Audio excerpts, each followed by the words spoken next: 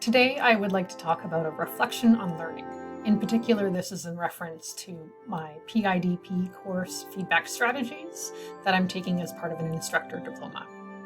I've subtitled this Feedback in Meritocracy because in Canada, in our public school system and in our post-secondary education, it tends to be a meritocracy. That is, we focus on merit, on grades, and that's how we determine the success or failure of students.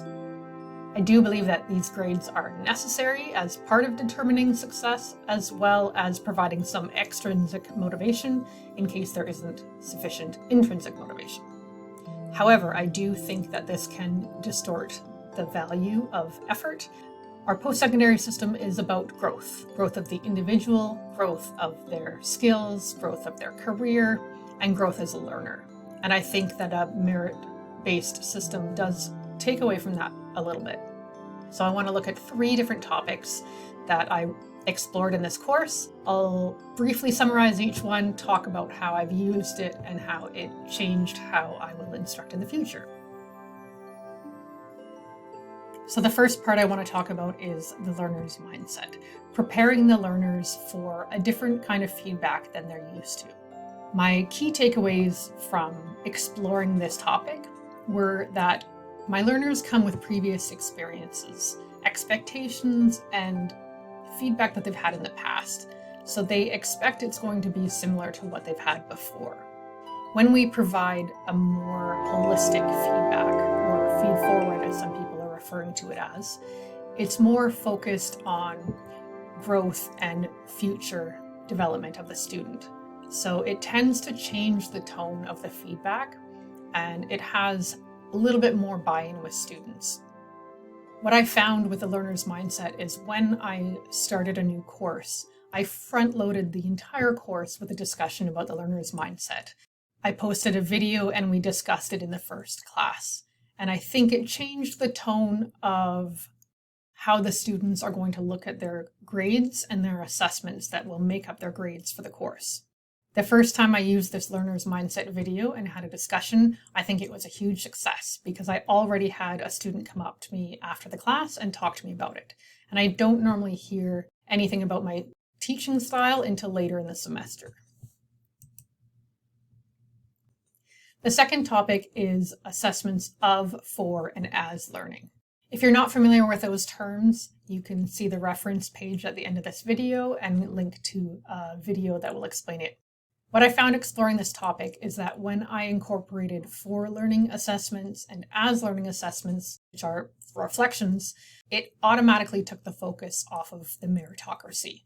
So already right from the day 1 of the course, I'm taking the focus off what is your end grade and putting the focus on what is the purpose of this assessment and how are you going to get something out of it.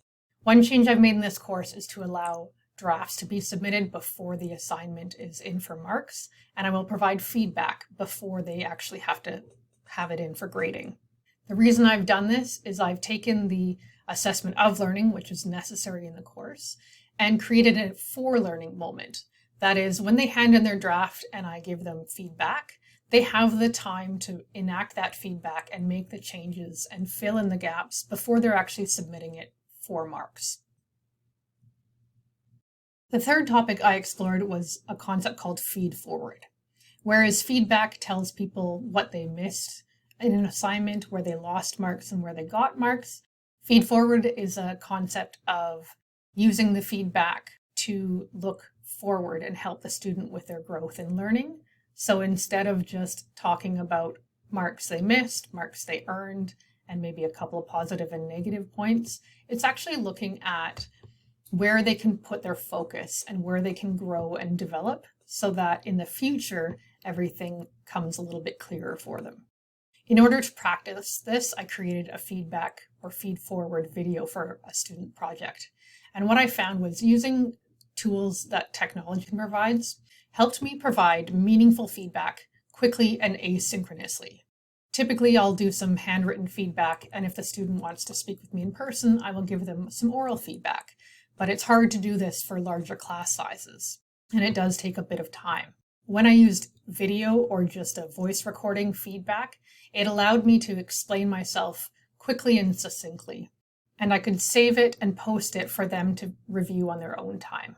There's still the opportunity later for them to come speak with me in person, but it allowed me to do it as I'm marking the assignments, as I'm reviewing them, so that my thoughts are fresh. Another technique I tried is to remind the learners of what my role is. That is to help them grow their skills, to help them grow toward the learning objectives at the end of the course. So I'm there to facilitate their learning. And I think that changes the tone so that it's a little bit more collaborative rather than me coming down in a position of authority. The last change I made that I think made a difference was that I'm focusing on marks earned and not marks lost. So when I review their assignment in relation to the grading rubric or other marking system, I'm looking at what they earned, what they did good, what achievements that they've got, and then I have some tips and advice for them to work toward in the future assignment or on the second part of the assignment.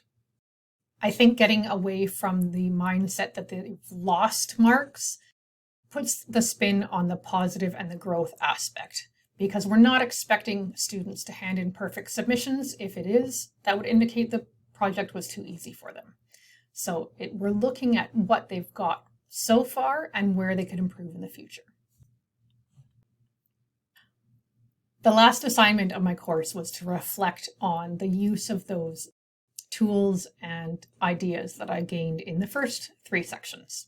So in my reflection of that learning time, what I found was when I reviewed my peers' submissions, whether talking to them about it or just looking at them, I found that I gained a depth in the topic and I gained insights that I wouldn't have gained. Some of the instructors that posted are in completely different fields of study, which gave me another perspective on it. Also, I think that by choosing the words to describe the insights that I've gained, it's helped them become clearer in my mind. Also, one thing that I found was if I want to change the learning environment in order to promote a learner's mindset, I also have to change the way I plan my courses, the way I plan my assessments, the way I plan my activities. It all has to be focused around the learner's mindset and growth rather than just working toward the learning outcomes. I hope that I've piqued your interest in one or more of these subjects. If I have, you can take a look at the references here as a way to get started. I'd like to give a special thanks to Dr. Dwayne Harapnuik for the guidance during this learning opportunity.